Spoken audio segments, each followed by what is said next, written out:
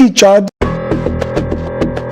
जब थ्रो फेंकी तो पहला ख्याल क्या आया? मुकाबले से 20 दिन पहले क्या हुआ? अरशद नदीम की बातें सुनकर शाहजेब खानजादा भी हैरान रह गए। ओलंपिक्स चैंपियन अरशद नदीम ने एक निजी चैनल के प्रोग्राम में गुफ्तगू करते हुए कहा कि उनका मुकाबला वर्ल्ड और ओलंपिक चैंपियन दोनों से था। उन्होंने अपनी टीम को भी मुबारकबाद पेश करते हुए कहा कि वो अपनी जीत पर कौम का शुक्रिया अदा करते हैं कि उनके मरहून मिन्नत अल्लाह ताला ने उन्हें इज्जत दी। अरशद नदीम ने कहा कि जब उन्होंने फाइनल के लिए क्वालिफाई किया तो उन्हें उम्मीद हो चुकी थी कि वो जीत जाएंगे।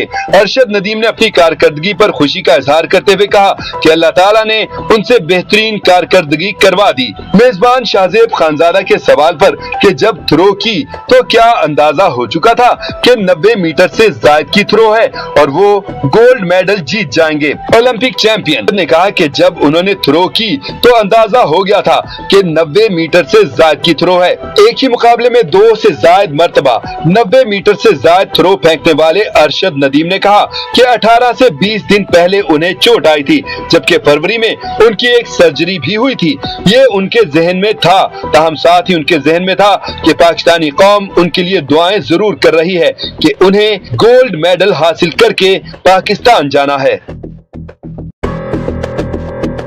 जब थ्रो फेंकी तो पहला ख्याल क्या आया? मुकाबले से 20 दिन पहले क्या हुआ? अरशद नदीम की बातें सुनकर शाहजेब खानजादा भी हैरान रह गए। ओलंपिक्स चैंपियन अरशद नदीम ने एक निजी चैनल के प्रोग्राम में गुफ्तगू करते हुए कहा कि उनका मुकाबला वर्ल्ड और ओलंपिक चैंपियन दोनों से था। उन्होंने अपनी टीम को भी मुबारकबाद पेश करते हुए कहा कि वो अपनी जीत पर कौम का शुक्रिया अदा करते हैं कि उनके